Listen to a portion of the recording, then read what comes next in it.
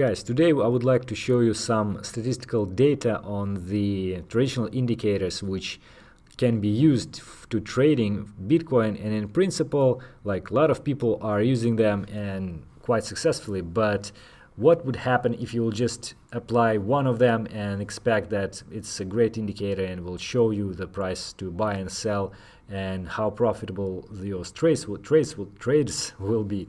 So in order to see that, we can backtrack the history of Bitcoin and see how you would perform if you use those indicators. So in TradingView, there is such a thing as strategy, and it basically gives you this option to see how the trading on certain indicator performs. So RSI, for example, MACD, etc., etc. So we'll use like the most widely used ones here and see how they will look like. So start with RSI. If you will use RSI and trade Bitcoin, let's switch to the daily chart. Actually, it's not always reasonable to have weekly chart for your trading, so especially with the indicators. So for the daily chart, and those are the signals to buy and sell. So the daily chart, if you'll use all of those, you will have 3.27% profit, and like 53% of the trades are positive. It's not that bad, but for the whole history of Bitcoin trading here, if you will just buy and hold, you will have much more. So it's not that great, as you can see, but it's not the worst actually. So let's look at the other indicators and open the MACD, I think. Yeah, MACD strategy. So how about MACD? MACD is not that bad, it's 18%, although the percentage profitable of the trade is 49. So, but still, because of the certain trades, you have the profit of 18%. It's not that bad, but again, it's not brilliant. So let's look at another one. For example, let's look at momentum, also quite like widely used indicator. And momentum, was it momentum? It's actually 18.32. It's not that bad at all, and similar to MACD. So one more, and this would be like stochastic slow. But Bollinger. Well, let's try actually with parabolic. Those are not so bad at all. Parabolic SAR, it gives you 13.99%. It's not bad as well, but you see it's worse than MACD. What else do we have? Let's look at the Bollinger Bands, I guess. Yes, Bollinger Bands will give you -8%. So it's actually you'll be in a loss if you'll use Bollinger Bands. But it's actually not so surprising, because Bollinger Bands will make you react if you will on certain areas, certain points of the time in trading, when the price goes really crazy. Stochastic, it's probably the last one which we looked at, -6%.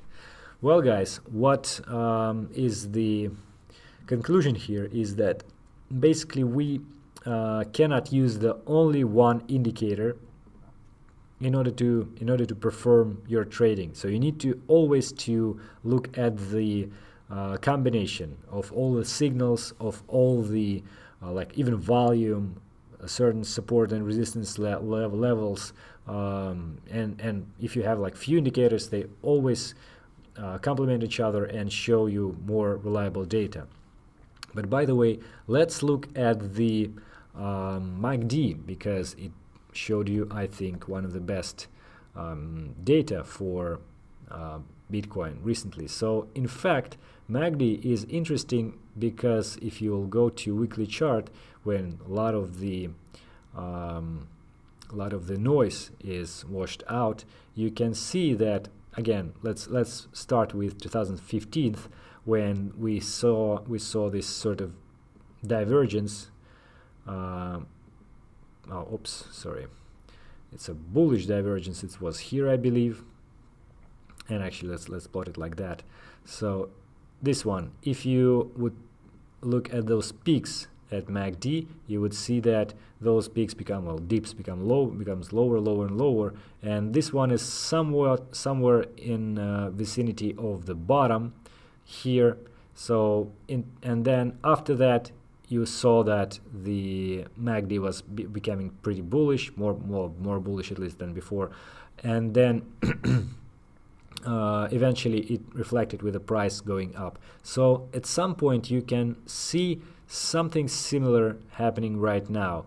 Of course, it's not that pretty as at that time, but still, well, you can make it a little bit cheating like that. So you can see that it's also has this sort of trend, and right now, even when you look at the exact point of time, like this week, this crossover is sort of a golden cross, as you call it, and this is the point when the things become bullish. So you see these grand things appeared, and in fact this monthly chart, even, well, for the monthly chart MACD is not that great, but monthly is still pretty green. So this becomes more flat and started to turning back the same, actually, I think, that it had here. So you see this was pretty much turning to the upside, and very similar what we see with the current situation. So you see MACD is not that bad if you'll treat it in a proper way. So, and I would like to show you some data from the indicator, which is pretty much well, performs nicely for different assets, but for Bitcoin it's completely useless, and especially if you treat it wrongly and in wrong manner. And this is Ichimoku cloud. If you are not familiar with that, this is the probably Ichimoku cloud is better, but yeah, Ichimoku cloud I think I would choose. So this is the indicator which you have Ichimoku. Sorry. This is the indicator which is used for trading the Nikkei, Japanese stocks, and the guy who invented it in 1930s, I think, he basically made some polishing of this indicator for more than 30 years, as I believe, as I recall. So, and it indeed shows nice performance for a lot of the assets apart from Bitcoin and other cryptocurrencies. But for Bitcoin, it's pretty much, well, let's look at this. So you see, if you're not familiar with this indicator, then basically what is happening is that you have several lines here and like a sort of a cloud. This is red cloud, this is green cloud, and lines are pretty much modification of moving averages and some variations and derivatives of those moving averages, and you can have certain buy and sell signals and also indication of the trend of the price. For example, over here, this is the red cloud is indication of the bear market, bear trend, strong downtrend, and this is green cloud is a strong bull trend.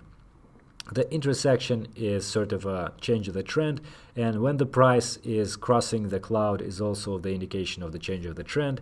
Finally, you have those few moving averages, which are this how do you call it, the purple one, red, deep red one, and green one.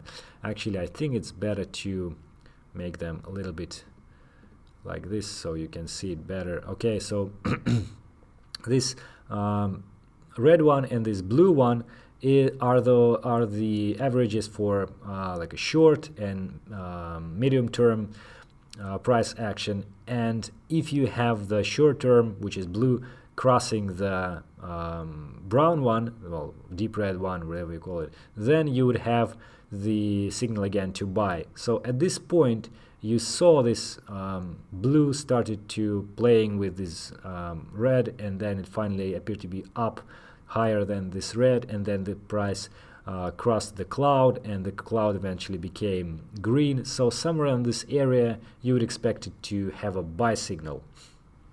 So eventually when you go to the top, then somewhere around here you would expect to see opposite, the sell signal, or here actually it's also representative. So here the cloud is changing, the price went down, and those blue curve goes pierce the red one from the top. So this is the sell area, sell signal area, and then you would probably sell somewhere at $500.